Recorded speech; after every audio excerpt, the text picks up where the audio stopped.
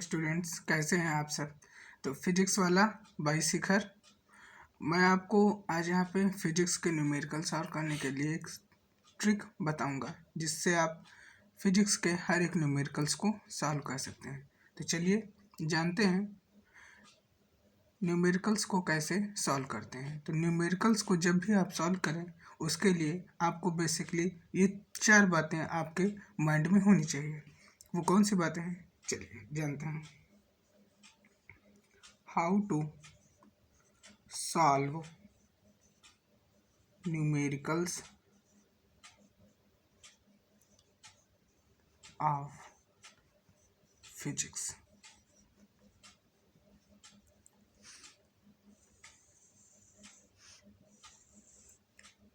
When you are going to solve numericals of physics and chemistry, you should have to keep 4 things in your mind. These are conversion. That means to interchange one quantity in n form to another, which means परिवर्तन. Second is calculation. That means गणना करना.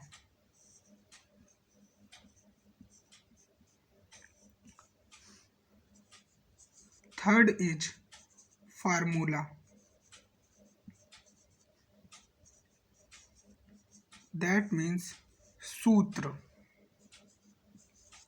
And fourth, last one is unit.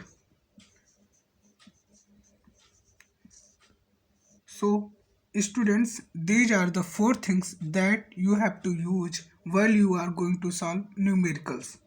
जब हम physics या chemistry के numerical solve करते हैं तो उसके लिए आपको ये 4 बातें याद रखनी है। पहला है कन्वर्जन, जिसका मतलब परिवर्तन होता है।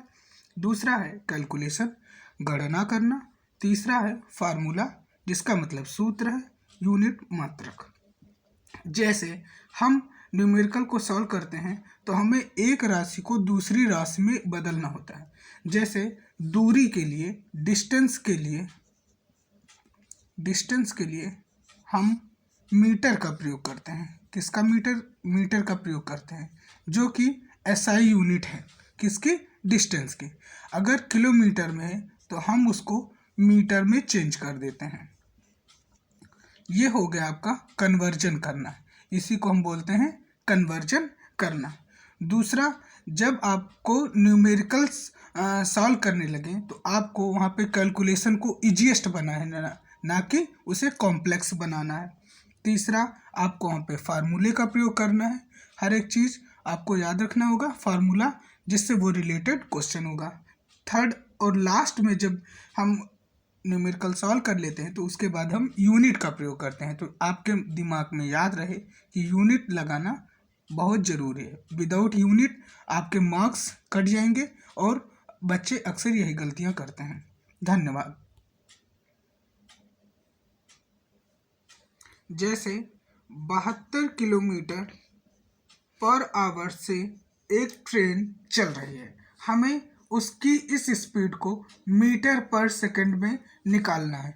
तो हम इसको करने के लिए हम उन्हीं 4 बातों को अपने दिमाग में ले आएंगे। उन्हीं 4 बातों से हम इसे मीटर पर सेकंड में चेंज करते हैं। तो पहले जान लेते हैं कि 1 kilometre is equal to 1000 metre होता है और 1 hour is equal to 60 minute. Students, हम जानते हैं कि 1 मिनट में 60 सेकंड होता है। 60 को 60 से मल्टीप्लाई कर देंगे तो यहाँ पे 3600 सेकंड आ जाएगा।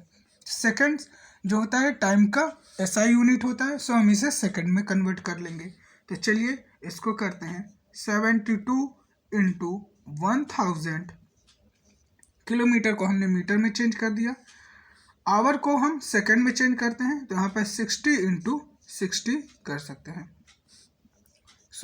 ये आगे जब हम इसका कैलकुलेशन करेंगे तो ये हो जाएगा। इसको सॉल्व करते हैं। बहुत जीरो एक दूसरे से कैंसिल हो जाएंगे और यहाँ 3 2 जा 6, 5 2 जा 10, 24 7, ये 4 टाइम्स 5 4 जा 20। लास्ट में हमने बताया था कि हम यूनिट का प्रयोग करेंगे। हमने किलोमीटर से किलोमीटर पर आवर को मीटर पर सेकंड में चेंज किया है, सो यहाँ पे हम लास्ट में लिख देंगे मीटर पर सेकंड। यही आपका फाइनल है। जब हम 72 किलोमीटर पर आवर को मीटर पर सेकंड में चेंज करेंगे तो वो 20 मीटर प्रति सेकंड आ जाएगा। इसके लिए एक दूसरा मेथड है।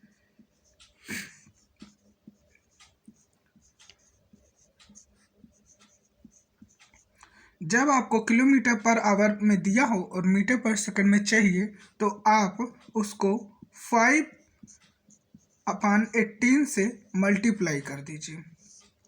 यहाँ 18 बन जा 18, 18 4 जा 72, 5 4 जा 20, तो इसके लिए निकल आएगा 20 मीटर पर सेकंड। ये एक मेथड और है।